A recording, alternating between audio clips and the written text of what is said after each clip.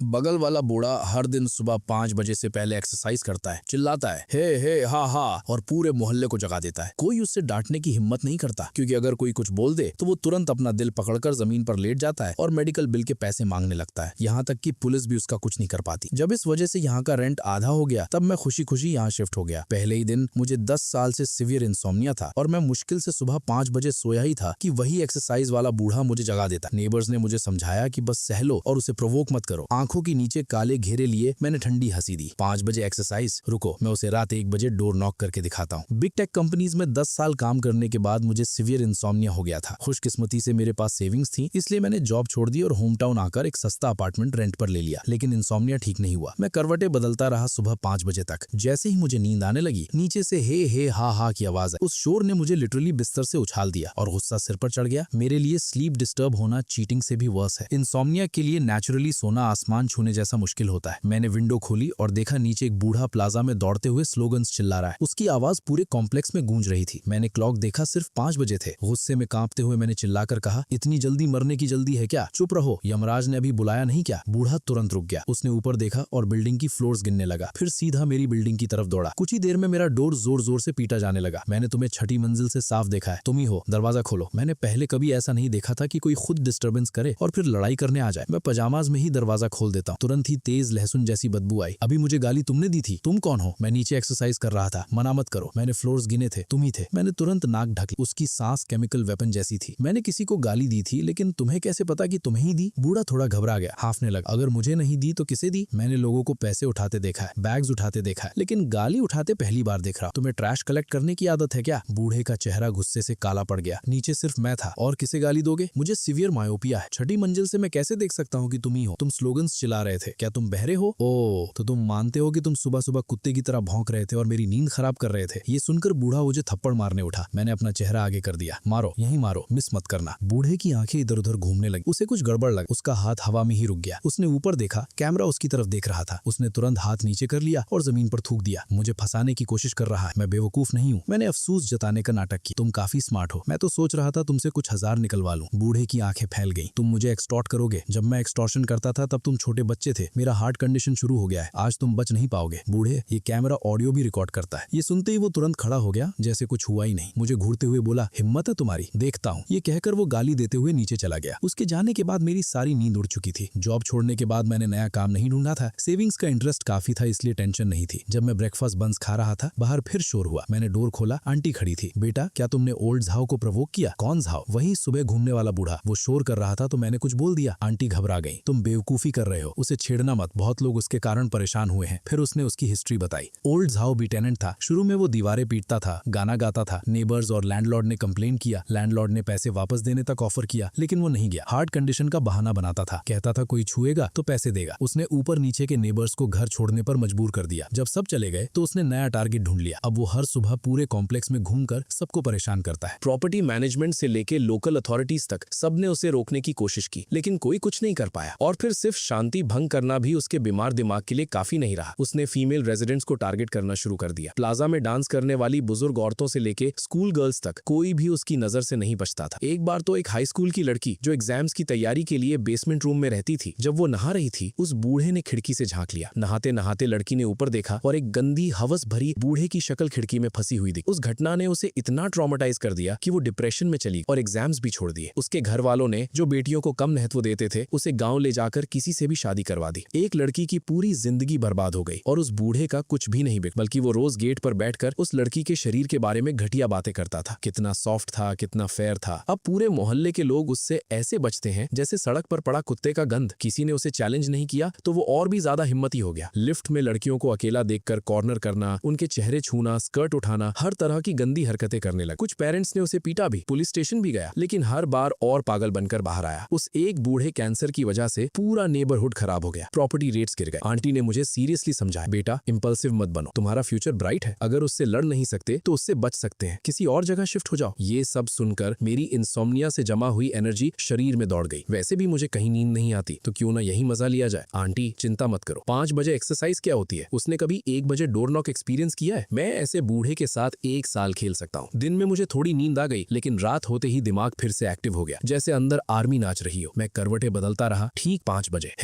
हाँ फिर शुरू। इस बार मुझे गुस्सा नहीं एनर्जी आई। मैं तुरंत ट्रैक सूट पहनकर नीचे गया और उसके पीछे पीछे चलने लगा। वो हे चिल्लाता, मैं ठीक 1 मीटर पीछे से हे दोहराता। वो डर कर उछल गया, पीछे देखा, मुझे देखा, नाक से आवाज निकाली और आगे चलने लगा। मैं चिपक गया। हे। वो अचानक रुका। तुम आखिर कर क्या रहे हो? मैंने उसकी तरफ भी नहीं देख, बस बोला, वो 1000 साल का कछुआ हरामी। वो कुछ सेकंड समझ नहीं पाया, फिर रियलाइज हुआ कि मैं उसे इनडायरेक्टली गाली दे रहा हूँ। उसने गुस्से में हाथ उठाया। मैं खुशी से चेहरा आगे कर दिया। मारो। वो डर गया, कैमरा याद आ गया, हाथ हवा में ही रुक गया। मैं एक्सरसाइज कर रहा हूँ, तुम्हें क्या? मैं बोला, तुम करो, लेकिन अच्छे कुत्ते रास्ता नहीं रोकते। तुम क्यों रोक रहे हो? उसका चेहरा लाल हो गया। वो तेज भागने लगा, लेकिन उसकी बूढ़ी टांगे मुझे कैसे पछाड़ती? हम 1 मीटर डिस्टेंस पर ही रहे। वो चिल्लाता, मैं पीछे से रिपीट करता। पूरा नेबरहुड गूंज गया। उसका सोलो शो अब डुएट बन गया था। आंटी ने बताया था वो रोज 5 राउंड्स लगाता है, 1 घंटे तक, जब तक सबको जगा न दे। लेकिन आज एक ही राउंड में दम निकल गया। वो गुस्से में ब्रेकफास्ट स्टॉल की तरफ भागा। मैं पीछे पीछे। क्या हुआ? आज सिर्फ 1 राउंड? बूढ़े हो गए क्या? दम नहीं रहा? उसने सोए मिल्क पिया, गुस्से में टेबल पर थूक दिया। मुझे कांपते हुए उंगली दिखाता रहा, बोल नहीं पाया। फिर आधा ब्रेड फेंक कर घर चला गया। रुको तुम। मैं कुछ नहीं बोला, बस उसके पीछे गया, उसका फ्लोर देख लिया, फिर वापस आ गया। अपनी बिल्डिंग में घुसते ही आंटी मिल गई। उसने मुझे पकड़ लिया। आज तुमने सीधा टक्कर ली ना? आज सिर्फ 10 मिनट शोर हुआ। मैं समझ गई थी, सावधान रहना बेटा। उस हरामी बूढ़े का पूरा परिवार भी गुंडों जैसा है, आंटी ने डरते हुए कहा। आप टेंशन मत लो आंटी, गुंडा बेपरवाह से डरता है और बेपरवाह उससे जो अपनी जान की परवाह ही नहीं करता। मैंने उसे बिल्कुल शांत नजर से देखा। दूसरे ही दिन किसे पता था कि वो बूढ़ा 4:30 बजे ही नीचे आ गया। स्पष्ट वो मेरे साथ ओवर टाइम खेलने को तैयार था। उसे शायद नहीं पता, इंसोम्नियाक के लिए यही सबसे एनर्जेटिक टाइम होता है। जब उसने पीछे मुड़कर देखा और मुझे फिर से उसके पीछे भूत की तरह चिपका पाया, उसके होठों पर ठंडी मुस्कान आ गई। लड़के, बूढ़ों को ज्यादा नींद की जरूरत नहीं होती, लेकिन तुम जवान लोग अपना समय ऐसे बर्बाद नहीं कर सकते। उसकी आंखों में सीधी चुनौती थी। देखना चाहता था क्या मैं आखिर तक लड़ूंगा। कोई बात नहीं डे, जल्दी सोना और जल्दी उठना सेहत के लिए अच्छा होता है। वो फिर हे हा शुरू कर देता है। मैं उसके पीछे हे डे, आज आवाज इतनी कमजोर क्यों है? कुछ खाया नहीं क्या? या प्रोस्टेट बढ़ गया इसीलिए रात भर पेशाब करते रहे और सो नहीं पाए? अरे धीरे चलो डे, कमर ना टूट जाए। एम्बुलेंस बुलाऊं क्या स्टैंड बाय में? ये टांगे तो कांप रही हैं तुम्हारी। उसकी पीठ अकड़ गई, लेकिन वो जिद में और जोर से चिल्लाने लगा। मैं जारी, डे स्टैमिना नहीं है आवाज में। चाइनीज मेडिसिन के हिसाब से किडनी वीक है, भुने हुए किडनीज खाओ थोड़ा। अभी वाली आवाज ठीक थी, लेकिन लंग्स में जंग लगा पंखा चल रहा है क्या? टॉन्सिल्स सूजे हुए हैं क्या? चिल्लाते रहो, क्यों रुक गए? मैं पल्स चेक कर रहा हूँ। इस बार वो आधा चक्कर भी नहीं लगा पाया। सीधा ब्रेकफास्ट स्टॉल की तरफ गया, लेकिन दुकान खुली भी नहीं थी। ठंड में खड़ा कांपता रहा। डे, इतना सुबह स्ट्रीट फूड हेल्दी नहीं है। उधर बारबेक्यू चल रहा है, 2 किडनी खिलाता हूँ एनर्जी के लिए। वो आंखें पलटता है, छाती पकड़ता है और नीचे बैठने लगता है। तू भाग मत, मेरा हार्ट अटैक हो रहा है। मैं तुरंत इमरजेंसी कॉल करता हूँ, फिर उस पर झपट कर उसे जमीन पर दबा देता हूँ। आस्तीन चढ़ाकर CPR शुरू, मुट्ठी से छाती पर ठोकना। डे टिके रहो, गेम अभी शुरू हुआ है। मैं इतना जोर से दबा रहा था कि वो खास कर मरने जैसा हो गया। एम्बुलेंस आने तक किसी तरह बचा, और जैसे ही उसे एम्बुलेंस में डाला, उसने पुलिस बुला ली। हॉस्पिटल में ऑफिसर का हाथ पकड़कर बोला, यही हरामी मुझे हार्ट अटैक दिया, इसे बैंकरप्ट करो। पुलिस उसे पहचानती थी, बस आह भर दी। CCTV निकाला गया। वीडियो में साफ दिखा मैं 1 मीटर दूर था। मैंने छुआ भी नहीं, बल्कि वो गिरा तो मैं ही हीरो बनकर CPR कर रहा था। जब कंफर्म हो गया कि मैं गुड समैरिटन हूँ, वो बेड पर टैंट्रम करने लगा। सब मिलकर बूढ़े को दबा रहे हो, मैं कंप्लेन करूंगा। पास खड़े सीनियर ऑफिसर ने सख्त आवाज में कहा, और ड्रामा किया तो डिटेंशन में डाल देंगे। वहाँ भी खाना भी डाउनग्रेड हो गया है, बस पानी जैसा सूप और सूखे बंस मिलते हैं। ये सुनते ही बूढ़ा कछुए की तरह चुप हो गया, बस मुझे घूरता रहा जहरीली नजरों से। उसका चेहरा ऐसा था जैसे किसी ने उसे गंध खिला दी हो। मैं अंदर से खुश था। मैं आराम से जाकर सो गया। मेरे हार्डकोर CPR के बावजूद वो एक दिन में फिर से फिट हो गया। तीसरे दिन सुबह 4:30 बजे फिर नीचे आ गया। मैं भी एड्रेनलिन की तरह उठकर पीछे लग गया। वो जमाई ले रहा था। मुझे देखा तो चेहरा काला पड़ गया। तू सोता नहीं है क्या? डे, आपको कैसे पता? वो खून थूटने वाला था गुस्से में, खांसने लगा। आज उसने दौड़ना भी नहीं चुना, लकड़ी उठाई और फिटनेस इक्विपमेंट तोड़ने लगा। धातु की आवाज पूरे कॉम्प्लेक्स में गूंज गई। साले,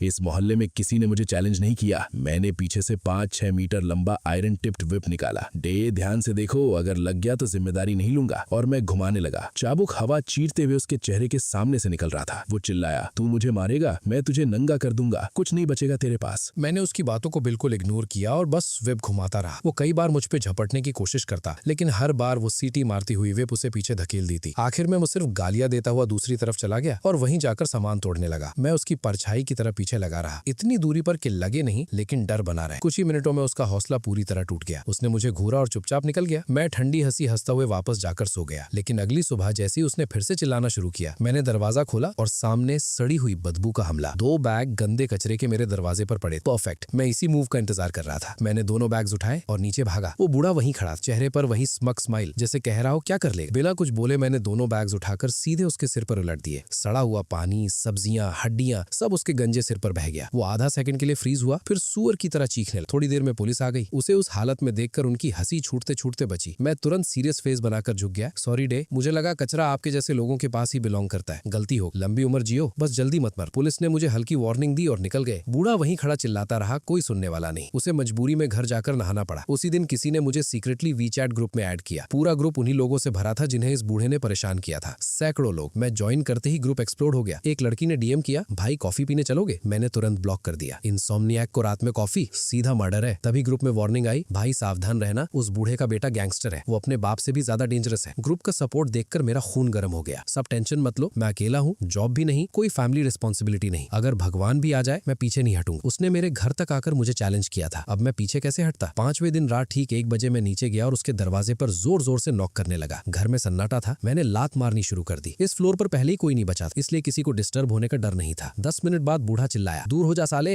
मैं बोला, डे टाइम देखो, उठो और मॉर्निंग एक्सरसाइज करो। वो चिल्लाया, ये 1 बजे रात है। मैं बोला, डे दिमाग में छेद है क्या? फिर वो बोला, अगर फिर नॉक किया तो बेटे को बुलाकर तुझे काट दूंगा। मैं बोला, डे इतनी हिंसा की बातें क्यों? सुबह होने वाली है, अब उठकर मेहनत नहीं करोगे तो मरने के बाद अच्छी कब्र कैसे मिलेगी? जैसे ही वो दरवाजा खोलकर बाहर आने वाला था, मैं भागकर ऊपर चला गया। 2 बजे फिर गया, फिर नॉक, 3 बजे फिर गया। सुबह तक वो बिस्तर से उठने लायक नहीं रहा। पूरे 1 हफ्ते तक मैंने यही किया। रात में उसे सोने नहीं दिया। धीरे धीरे पूरा मोहल्ला शांत हो गया। ग्रुप में लोग मेरी तारीफ कर रहे थे। एक पल के लिए लगा जैसे मैं हीरो। लेकिन उसी शाम जब मैं खाना लेने नीचे गया, एंट्रेंस पर वो बूढ़ा खड़ा था और उसके पीछे एक बड़ा गंजा टैटू वाला आदमी। बूढ़ा कुत्ते की तरह भौंकते हुए बोला, बेटा यही है वो, मार इसे। मैंने कामली अपने चेस्ट पर लगे बॉडी कैम को एडजस्ट किया और मुस्कुराया। टैटू वाला आदमी मुट्ठी उठाता है, लेकिन जैसे ही उसने कैमरा देखा फ्रीज हो गया। तू वही है जिसने मेरे बाप को छेड़ा? मैं बोला, क्या कहा? तू चाहता है मैं तेरा बाप बनूं? इतना बड़ा बेटा नहीं चाहिए मुझे। वो बोला, जब मैं गैंग में था तू डायपर में था, तेरी उम्र 30+ है, बच्चे होंगे? कौन सा स्कूल? मैं बोला, सिंगल हूँ, कोई बच्चा नहीं। वो बोला, तो वाइफ गर्लफ्रेंड सब उठा लूंगा। मैं बोला, जन्म से सिंगल हूँ। तुम क्या बकवास कर रहे हो? मैंने अपना सारा समय बड़ी टेक कंपनियों में पैसे कमाने में लगा दिया, जब तक कि मैं लगभग गंजा नहीं हो गया। औरतों के लिए किसके पास समय है? वो गुंडा हैरान रह गया और उलझन में अपने चालाक बूढ़े बाप की तरफ देखने लगा। बूढ़े ने शर्मिंदगी से सिर हिलाया। ये लड़का सच में अकेला है, मैंने कभी इसके घर कोई औरत या बच्चा आते नहीं देखा। मैंने बूढ़े को अंगूठा दिखाया। डे, तुम्हारी ये गिद्ध जैसी आंखें काफी तेज हैं। टैटू वाला गुंडा झुंझलाहट में सिगरेट जलाने लगा। ठीक है, तो तू पक्का कुंवारा है, तेरे पास नौकरी तो होगी ना, मान या ना मान मैं तेरी कंपनी तक पहुंच जाऊंगा। मैं मुस्कुराते हुए बूढ़े की तरफ मुड़ा। डे, तुम पूरे दिन यही घूमते रहते हो, क्या कभी मुझे काम पर जाते देखा है? बूढ़ा कुछ देर हकलाता रहा और आखिर में मजबूरी में मान गया। ये छोटा हरामी सच में बेरोजगार लगता है। गुंडा पूरी तरह चुप हो गया। उसका चेहरा झुंझलाहट से हरा पड़ गया। 30 से ऊपर उम्र, ना बीवी ना बच्चे, घटिया मकान में रहता है और नौकरी भी नहीं। तू तो मुझसे भी बड़ा निकम्मा है। उसने मोटी उंगली से हवा में इशारा किया। मेरे बाप की सुबह की कसरत सिर्फ शौक है, अगर तू उसे फिर परेशान करेगा तो अपनी जिंदगी संभाल जाना। मैंने आराम से अपने सीने पर लगे कैमरे को थपथपाया और आज्ञाकारी तरीके से सिर हिलाया। समझ गया। धमकी और डराने वाली सारी बातें साफ रिकॉर्ड हो गई हैं। अब इसे पैक करके मोहल्ले के समूह के लोगों को भेजूंगा ताकि इसे इंटरनेट पर डाला जा सके। ये जवाबी हमला अब एक वायरल सीरीज बनने वाला है। ये देखकर कि उनकी धमकियां बेकार हैं, बाप और बेटा गालियां देते हुए चुपचाप निकल गए। अगली सुबह वो टैटू वाला बेटा सच में सुरक्षा देने आया। वो बूढ़ा के साथ उसकी सुबह की कसरत में शामिल हुआ, लेकिन उसकी हालत ऐसी थी जैसे वो मरने वाला हो। आंखों के नीचे गहरे काले घेरे थे, जैसे रास्ते में ही गिर पड़ेगा। मैंने अपना कैमरा उठाया और बाहर निकल पड़ा, एक प्रत्यक्ष अनुभव वाला वीडियो बनाने के लिए। ऐसा कंटेंट निश्चित ही वायरल होने वाला था। डे, हे हा, शोर से परेशान और नींद की कमी से टूटा हुआ टैटू वाला आदमी अपना आपा खो बैठ। उसने मुझे एक लात मारी। मैं पहले से तैयार था। उसकी कमजोर लात के साथ ही मैं आसानी से ठंडी सड़क पर फिसल गया। तुरंत आसपास की अंधेरी इमारतों ने जैसे कोई संकेत पा लिया हो। बत्तियां एक साथ जल उठी। लोग खिड़कियों और बालकनियों से झुककर जोर जोर से चिल्लाने लगे। गुंडे सड़क पर लोगों को मार रहे हैं, एम्बुलेंस बुलाओ, इसने इसका दिमाग निकाल दिया, इसे बचाओ, पूरा मोहल्ला गवाह है। 3 मिनट के भीतर पुलिस की सायरन गूंज उठी। लंबे समय से परेशान सैकड़ों घर मालिक बाढ़ की तरह बाहर निकल आए और बाप बेटे को इस तरह घेर लिया कि एक मक्खी भी नहीं निकल सकती थी। मुख्य अधिकारी गंभीर चेहरे के साथ झुका। भाई कैसा लग रहा है? क्या तुम सांस ले पा रहे हो? क्या एम्बुलेंस बुलाऊं? मैंने सिर पकड़ लिया। दर्द से कराहते हुए आंखें धुंधली दिखाते हुए बोला, मेरा सिर बहुत चक्कर खा रहा है, मुझे उल्टी आने वाली है, एम्बुलेंस बुलाओ। अधिकारी बोला, पीड़ित में उल्टी के लक्षण है, संभवतः दिमागी चोट है। मुझे नाटक करते देखकर टैटू वाला आदमी पागल हो गया और मुझे फिर से लात मारने की कोशिश करने लगा। बकवास, मैंने इसके सिर को छुआ भी नहीं। लेकिन उसके बोल खत्म होने से पहले ही 2 मजबूत अधिकारियों ने उसे पकड़कर जमीन पर मुंह के बल दबा दिया। एकदम सही पकड़ में। सैकड़ों दर्शक तुरंत न्याय के गवाह बन गए, एक साथ गवाही देते हुए कि उस गुंडे ने मुझे लात मारकर मारने की कोशिश की। बूढ़े ने देखा कि मामला बिगड़ रहा है और उसने अपना पुराना तरीका अपनाया, छाती पकड़कर जमीन पर लेट गया। लेकिन सैकड़ों लोगों ने उसे ऐसे नजरअंदाज किया जैसे सड़क पर पड़ा कूड़ा हो। किसी ने उसकी तरफ नहीं देखा। थाने में पक्के सबूतों के सामने टैटू वाला आदमी रोते हुए 5000 की मेडिकल भरपाई देने पर मजबूर हो गया। मैंने तुरंत वो सारे पैसे महंगे पिस्पा और नाश्ते खरीदने में खर्च खर्च कर दिए, उन्हें सुरक्षा कक्ष पर रख दिया और समूह में सभी को लेने के लिए कह दिया। इस कदम ने मुझे एक दंत कथा बना दिया। पूरा मोहल्ला खुशी से भर गया। उस रात बूढ़ा इतना गुस्से में था कि उसे सच में दिल का दौरा पड़ गया। उसे एम्बुलेंस में ले जाया गया और वो आधा महीना अस्पताल में रहा। उसका टैटू वाला बेटा 1 हफ्ते से भी कम समय में उसकी देखभाल करते करते टूट गया। उसने कुछ 100 रुपए देकर सबसे लसते गैर कानूनी मजदूर को रख लिया और खुद रातों रात भाग गया। जिस रात उस हरामी बूढ़े को एम्बुलेंस में ले जाया गया, घर मालिकों ने पैसे इकट्ठा करके पटाखों से भरा एक ट्रक खरीदा। पूरी रात पटाखों की आवाज गूंजती रही। वो सच में एक जश्न था। आखिरकार उस समय मोहल्ले ने आधे महीने की शांति का आनंद लिया। मेरी बड़ी कंपनी से मिलने वाली रकम आखिरकार मेरे खाते में आ गई, 5 लाख से भी ज्यादा। मेरी पुरानी कंपनी सच में उदार थी। मैंने बैंक में फोन किया ताकि अच्छे मुनाफे वाले इन्वेस्टमेंट के बारे में पूछ सकूं। एक खास कस्टमर होने के नाते ब्रांच मैनेजर खुद मुझे लेने पर जोर देने लगा। मैं मना नहीं कर पाया, इसलिए मान गया। अगली सुबह बैंक की गाड़ी इंतजार कर रही थी। प्रबंधक और एक कर्मचारी साफ सुथरी वर्दी में मुस्कुराते हुए मिले। दिखावे के लिए मैंने अपना पुराना इंटरव्यू वाला सूट निकाल लिया। आंख के कोने से मैंने उस घटिया बूढ़े को पास खड़े हमें देखते हुए देखा। मैंने उसे नजरअंदाज किया और गाड़ी में बैठकर निकल गया। पीछे की खिड़की से देखा तो वो बूढ़ा एक जंग लगे इलेक्ट्रिक वाले तिपहिये पर पूरी रफ्तार से हमारा पीछा कर रहा था। ड्राइवर भी हैरान हो गया। उस बूढ़े को देखो, तिपहिया घुमाते हुए जैसे फिसल रहा है। खास सेवा के जरिए काम बहुत जल्दी हो गया। आधे घंटे से भी कम समय में सब खत्म हो गया। मैनेजर मुझे बाहर तक छोड़ने आया, लेकिन जैसे ही हम दरवाजे तक पहुंचे, एक सुअर जैसी चीख गूंजी। बैंक वाले गरीबों को दबा रहे हैं, इनमें कोई इंसानियत नहीं। इन्होंने एक 80 साल के बूढ़े को मारा और अपमानित किया। रात में दरवाजे पीटते हैं और छोटी लड़कियों को भी नहीं छोड़ते। ये तो हद हो गई है। वो बूढ़ा हरामी तो अपने ट्राइसिकल पर बैनर तक लगा कर लाया था। वो बैंक के गेट पर घुटनों के बल बैठकर रोने लगा। जैसे ही उसने मुझे देखा, पागल कुत्ते की तरह मुझ पर झपटा, मेरी बाजू पकड़ ली और भीड़ की तरफ चलाने लगा। पड़ोसियों, इसे देखो, ये आदमी बैंक में बड़ा अफसर है। ये मुझे गाली देता है, मारता है और सोने नहीं देता। इसने मेरी पोती को भी धमकाया। इसने मुझे हार्ट अटैक दे दिया और मुझे ER भेज दिया। देखो सब लोग, ये रहा मेरा बिल। उसने कागजों का एक ढेर उठा लिया। कौन अपनी मेहनत की कमाई ऐसे जानवर के बैंक में रखेगा? क्या हम जैसे आम लोगों के लिए कोई इंसाफ नहीं है? जल्दी ही भीड़ 3 परत तक जमा हो गई। बैंक मैनेजर घबरा गया और बूढ़े को खींचकर हटाने की कोशिश करने लगा। दाई, आपने गलत आदमी पकड़ लिया है। ये हमारा क्लाइंट है, कर्मचारी नहीं। बूढ़े ने मैनेजर को धक्का दे दिया। एक दूसरे को बचाना बंद करो। तुम कहते हो ये तुम्हारा कर्मचारी नहीं है, सिर्फ जिम्मेदारी से बचने के लिए। मैंने तुम्हें इसे अपनी कार में लेते हुए देखा है। तुम सब एक जैसी यूनिफॉर्म पहनते हो। ये जरूर कोई बड़ा लीडर है। भीड़ फुसफुसाने लगी और वीडियो बनाने लगी। ये तो हद हो गई। हाँ, समाज कितना अंधेरा हो गया है। क्या बैंक जो चाहे वो कर सकते हैं? ये तो सर्विस इंडस्ट्री है। ऐसे कैसे लोगों के साथ बर्ताव कर सकते हैं? लग रहा था बैंक की टक्कर मिल गई है। अगर ये इंटरनेट पर गया तो ब्रांच की खैर नहीं थी। मैनेजर जो काफी अनुभवी था, उसने अपने स्टाफ को पुलिस बुलाने का इशारा किया और बूढ़े को ऑफिस में ले जाने की कोशिश की। बूढ़े ने उसे झटक दिया। मुझ पर अपने चालाकी के खेल मत खेलो। मैं तुम्हारे बैकरूम डील में नहीं फंसने वाला। आज सबके सामने जवाब देना होगा। ऊपर से बूढ़ा गुस्से में कांप रहा था, लेकिन उसकी आंखों में चालाक जीत छुपी हुई थी। मैंने काफी देख लिया था। मैं धीरे धीरे आगे बढ़ा। उसे लगा मैं हार मान रहा हूँ और मुझे गाली देने की तैयारी करने लगा। लेकिन मैं भीड़ की तरफ मुड़ा। सब लोग वीडियो बना सकते हो, लेकिन अभी ऑनलाइन मत डालना, नहीं तो जेल भी जा सकते हो। जब पुलिस आए तो मेरे गवाह बनना। ये देखकर कि मैं डरा नहीं हूँ, उसने मेरी तरफ उंगली करके चिल्लाया, क्या सब अंधे हो? मैं तुम्हें 2 ऑप्शन देता हूँ, या तो इस्तीफा दो और मुझे पैसे दो, या मैं तुम्हें कोर्ट में घसीटूंगा जब तक तुम नौकरी से निकाल न दिए जाओ, और फिर भी पैसे देने पड़ेंगे। या अगर चाहो तो हमारे मोहल्ले से निकल जाओ और अब से एक इंसान की तरह रहो, तो मैं पुरानी बातें भूल जाऊंगा। उसकी आंखों का लुक देखकर मुझे समझ आ गया कि ये सब उसने मुझे मोहल्ले से भगाने के लिए सेटअप किया है। मुझे शक हुआ। इससे पहले कि मैं और सोच पाता, पुलिस आ गई। वही 2 ऑफिसर थे। दाई, आज कौन सा तमाशा कर रहे हो? बूढ़ा थूकते हुए बोला। अब देखो कैसे ऐसे बचाते हो। मैंने इसे रंगे हाथ पकड़ा है। ये यही काम करता है। लीडर भी इसे लेने आता है। अगर मुझे सही जवाब नहीं मिला तो मैं आज रात यही बैंक लॉबी में सोऊंगा। दोनों ऑफिसर एक दूसरे को देखने लगे, फिर मेरी तरफ बेबस नजरों से देखा। उन्होंने मेरी आईडी चेक की। 1 मिनट बाद बोले, दाई, हमने चेक किया, ये आदमी फिलहाल बेरोजगार है। बकवास, मैंने इसे बैंक की गाड़ी से उतरते देखा है। तुम लोग अभी भी इसे बचा रहे हो। हम मीडिया के पास जाएंगे और तुम्हारा करप्शन उजागर करेंगे। इसी बीच भीड़ को चीरते हुए एक बूढ़ी औरत आई। साइड हो जाओ, मुझे बैंक का काम करना है। बूढ़ा दरवाजे पर पहरेदार की तरह खड़ा हो गया। जब तक ये लड़का नौकरी से नहीं निकलेगा कोई अंदर नहीं जाएगा। उस औरत ने ज्यादा कुछ नहीं कहा। उसने बस उसे जोर से कई थप्पड़ मार दिए। किसने इस गंदगी को नाली से बाहर आने दिया? दफा हो जाओ। बूढ़े का चेहरा लाल हो गया। वो गाली देने ही वाला था, लेकिन उसकी तेज नजर देखकर डर गया। वो एक क्लासिक बुली था जो ताकतवर से डरता है। मैं 10 साल से यहाँ बैंकिंग कर रही हूँ और मैंने इसे एक दिन भी यहाँ काम करते नहीं देखा। ये सुनकर बाकी रेगुलर कस्टमर भी बोलने लगे, हाँ, हम सबको जानते हैं, यहाँ ऐसा कोई आदमी नहीं है। अपनी आंखें खोलो, इसका सूट भी अलग है। अच्छा कुत्ता रास्ता नहीं रोकता, हट जाओ ताकि हम अपना काम कर सकें। बूढ़ा सन रह गया। उसके होंठ कांपने लगे। नामुमकिन, मैंने अपनी आंखों से देखा है। उसने मैनेजर का हाथ पकड़ लिया जैसे आखिरी सहारा हो। मुझे फर्क नहीं पड़ता, तुम इसे जरूर जानते हो। भले ये तुम्हारा कर्मचारी ना हो, तुम्हें मुझे पैसे देने होंगे, वरना मैं रोज आकर तुम्हें बंद करवा दूं। मैनेजर परेशान हो गया। दाई, आप हद कर रहे हैं। दोनों ऑफिसर अब सब देख चुके थे। उन्होंने उसे पकड़ लिया। दाई, आपने आज बहुत बड़ा तमाशा किया है, पब्लिक ऑर्डर डिस्टर्ब किया है और बदनामी फैलाई है। चलिए थोड़ा चाय पीते हैं। मैं भी बयान देने के लिए उनके साथ गया, ये कहते हुए कि उसकी बदनामी से मुझे मानसिक तकलीफ हुई है और मैं बड़ा मुआवजा चाहता हूँ। वो फिर से अपना ड्रामा करने लगा, रोने लगा कि वो गरीब है। मैं हंस पड़ा। तो फिर डिटेंशन में आराम से रिटायरमेंट एंजॉय करो, इससे हमारे मोहल्ले में शांति आएगी। जब तुम जाओगे प्रॉपर्टी के दाम जरूर बढ़ेंगे और लोग 3 दिन तक पटाखे फोड़कर जश्न मनाएंगे। ये सुनकर वो घबरा गया और अपने बेटे को फोन किया। मैं समझ गया कि उसे फोन पर डांट पड़ रही है, लेकिन आखिर में उसके बेटे ने 20,000 RMB से ज्यादा मुआवजा दे दिया। जब वो स्टेशन से निकल रहा था उसने फिर से अपने बेटे को फोन किया। मैं पीछे पीछे गया और मेरे तेज कानों ने सब सुन लिया। बेटा, तुम्हारा ये प्लान सच में काम करेगा क्या? तुम्हारे बाप की हड्डियां टूट रही हैं, प्रॉपर्टी के दाम तो बढ़ ही नहीं रहे हैं। वो नया लड़का एकदम नाइटमेयर है, वो किसी भी चीज में फंसता ही नहीं। अगर हमने उसे बाहर नहीं निकाला तो सस्ते फ्लैट खरीदने का हमारा प्लान फेल हो जाएगा। बेटे की आवाज साफ सुनाई दे रही थी। चुप रहो, मैंने बैंक लोन सेट कर लिया है। जैसे ही हम कीमतों को आधा गिरा देंगे, हम 10 यूनिट खरीद लेंगे। जब तुम शिफ्ट हो जाओगे और 1 साल बीत जाएगा तो कीमतें आसमान छुएंगी और हम लाखों कमाएंगे। ये सुनकर बूढ़े में फिर से जान आ गई। ठीक है, आज अपनी बूढ़ी हड्डियों को दाव पर लगा देता हूँ। जैसे ही वो कॉम्प्लेक्स में घुसा उसने मेगाफोन निकाला और ज़ॉम्बी की तरह इधर उधर दौड़ने लगा। सुनो तुम सब डरपोको, 7301 वाला लड़का मुझसे पंगा ले रहा है और तुम सब देखते रह रहे हो। ठीक है, आज से मैं हर घंटे किसी भी दरवाजे पर जाकर ठोकूंगा जब तक तुम सब पागल न हो जाओ। अगर किसी को दोष देना है तो बिल्डिंग 7 के उस लड़के को देना। मैं काम नहीं करता, मेरे पास दुनिया भर का टाइम है। उसके पीछे चलते हुए मैं लगभग हंस पड़ा। ये बूढ़ा कुत्ता सच में आर्ट ऑफ वॉर वाला सोइंग डिस्कॉर्ड वाला दांव इस्तेमाल कर रहा था। जैसा सोचा था वैसे ही होम ओनर्स का ग्रुप चैट पागल हो गया। हम बर्बाद हो गए। वो पागल कुत्ता अब सबको काट रहा है। हमें बिल्कुल नींद नहीं मिलेगी। सबसे बुरी बात यह है कि ये मिस्ट्री बॉक्स है, किसी को नहीं पता अगला नंबर किसका होगा। भाई, शायद उससे माफी मांग लेनी चाहिए। वो तो सिर्फ सुबह 5 बजे शोर करता था, कम से कम तब हमें थोड़ी नींद मिल जाती। किसी रीढ़हीन इंसान ने सच में ये लिख दिया। ग्रुप एकदम शांत हो गया। मुझे लगा आधे लोग तो पीछे हटने को तैयार थे। माफी? क्या तुम्हारे दिमाग में पानी भर गया है? बिल्कुल नहीं, मैंने ग्रुप में बोल दिया। मैं कभी माफी नहीं मांगूंगा, ये शब्द मेरी डिक्शनरी में है ही नहीं। अगर तुम में से कोई मुझे पीछे से वार करने या धोखा देने की कोशिश करेगा तो आ जाओ, मैं अकेला ही तुम सबका सामना करूंगा। माहौल गर्म होते देख आंटी बीच में कूद पड़ी माहौल शांत कराने के लिए। स्याओझांग, शांत हो जाओ। सबको मजबूरी में कोने में धकेल दिया गया है, कोई रास्ता नहीं बचा। हमें बाहर वाले के खिलाफ एकजुट रहना होगा। ग्रुप के 2 मुंहे लोग तुरंत समझ गए और चैट में सहमति के मैसेज स्पैम करने लगे। मुझे समझ आ गया कि इन कायरों को अब एहसास हुआ है कि मैं उस पागल बूढ़े कुत्ते से भी ज्यादा खतरनाक पागल। पहले ये लोग मजे ले पा रहे थे क्योंकि मेरा मूड अच्छा था और मैं इनके लिए खड़ा हो रहा था। जब देखा कि ये हरामी पूरी तरह डर गए हैं और एक ही लाइन में खड़े हो गए हैं तो मैंने धीरे धीरे एक मैसेज टाइप किया। सब लोग आराम से रहो। अगर वो बूढ़ा कुत्ता आज रात किसी के दरवाजे पर आया तो बस ग्रुप में आवाज देना, मैं खुद आऊंगा और अपनी जान जोखिम में डालकर उसके साथ खेलूंगा। ये कहते ही स्क्रीन लाइक्स और पूजा से भर गई। बूढ़ा भी काफी निर्दयी निकला। उसने उसी रात एक्शन ले लिया। आधी रात को जब पूरा शहर सो रहा था, मेरा दिमाग अभी भी दौड़ रहा था। बिल्डिंग 9 का एक बेचारा ग्रुप में घबराकर SOS भेजने लगा। बचाओ बचाओ, कोई मेरे दरवाजे को पागलों की तरह पीट रहा है। पक्का वही बूढ़ा पागल है, उसने तो मरे हुए लोगों वाला कपड़ा भी पहना हुआ है। मैं डर के मारे मर जाऊंगा। मैंने उसका WeChat प्रोफाइल पिक देखा। क्या संयोग है, वही कमजोर आदमी था जिसने सुबह मुझे माफी मांगने को कहा था। मेरे शरीर का हर सेल खुशी मना रहा था, लेकिन मुझे कोई जल्दी नहीं थी। मैं बस चुपचाप ग्रुप चैट में बैठा उसका दुख देखता रहा। बिल्डिंग 9 वाला आदमी पूरी तरह टूट गया था, बार बार मदद मांग रहा था। बड़े भाई, मुझसे गलती हो गई, मैं अंधा था, प्लीज अपनी शक्ति दिखाओ और मेरी जान बचाओ। मैंने आराम से जवाब दिया, बस दरवाजा खोलो और अपना वादा पूरा करो, नहीं तो पुलिस बुलाओ। बड़े भाई, पुलिस बुलाने से ये बूढ़ा कमीना नहीं रुकेगा। मुझे सच में डर है कि ये मुझे कंगाल कर देगा। मैंने सिर्फ 3 शब्द लिखे, मुझे भी डर लगता है। बड़े भाई, सच में मुझसे गलती हो गई। ये सब मेरी बड़ी जुबान की वजह से हुआ। मैं 1000 टुकड़ों में कटने लायक हूँ, बस सुन लो। इसके तुरंत बाद उसने अपनी गाल पर थप्पड़ मारते हुए वीडियो भेज दिया। वो तेज आवाजें स्क्रीन के पार भी दर्द महसूस करा रही थी। वो खुद के साथ भी काफी निर्दयी निकला। जब देखा कि गलती मानने का उसका तरीका ठीक है तो मैंने जैकेट पहनी और सीधे बिल्डिंग 9 की तरफ निकल गया। वैसे भी लंबी रात थी और मुझे नींद नहीं आ रही थी, तो सोचा इस बूढ़े कमीने से मिल ही लेते हैं। ओए बूढ़े, आधी रात को ये अंडरवर्ल्ड वाला कॉस्प्ले कर रहे हो क्या? धुंधले कॉरिडोर में बूढ़ा एक डरावना काला कफन जैसा कपड़ा पहने एक छोटे स्टूल पर आराम से बैठा था। हाथ में थर्मस था और मजे से गर्म चाय पी रहा था। तुमसे मतलब नहीं, बीच में मत पड़ो। मैं बीच में पढ़ने नहीं आया, मैंने बिना किसी भावना के कहा। फिर हाथ घुमाकर मैंने अपना अल्टीमेट बायोकेमिकल हथियार निकाला, एक डिब्बा सूरस्ट्रोमिक। जैसे ही ढक्कन खुला, सड़े हुए फर्मेंटेड मछली की बदबू बूढ़े पर हमला कर गई। उसकी गर्दन झटके से हिली और वो तुरंत उल्टी जैसा करने लगा। मैंने वो बायोकेमिकल हथियार सीधा उसकी नाक के नीचे रख दिया। उसने अपना सिर अपने कफन में छुपा लिया और मेरे खिलाफ टिकने की कोशिश करने लगा। लेकिन 10 मिनट भी नहीं हुए थे कि उसका चेहरा बैंगनी हो गया और वो लगभग बेहोश होने वाला था। आखिरकार सहन नहीं कर पाया और घबराकर भाग गया, अपना स्टूल और थर्मस गिराते हुए। मैं उसके पीछे भूत की तरह चला। बूढ़ा आगे आगे भाग रहा था, जोर जोर से उल्टी जैसा कर रहा था। जैसे ही वो अपने घर में घुसा, मैं उसके दरवाजे पर आराम से बैठ गया, अलार्म लगाया और हर घंटे उसका दरवाजा पीटने लगा। बूढ़े, जब रात लंबी है और तुम्हें नींद नहीं आ रही तो बाहर आकर सी फूड दावत क्यों नहीं करते? भरोसा करो, इसकी बदबू भले ही खराब है लेकिन स्वाद बढ़िया है, चिकन जैसा कुरकुरा। अंदर से आती आवाजें सुनकर लग रहा था कि वो बूढ़ा अपनी रात का खाना उगल रहा है। अगली रात भी बूढ़ा हार नहीं माना और किसी दूसरे के दरवाजे पर चला गया। उसके लिए बदकिस्मती की बात बात ये थी कि अब मेरे स्काउट्स पूरे मोहल्ले में फैल चुके थे।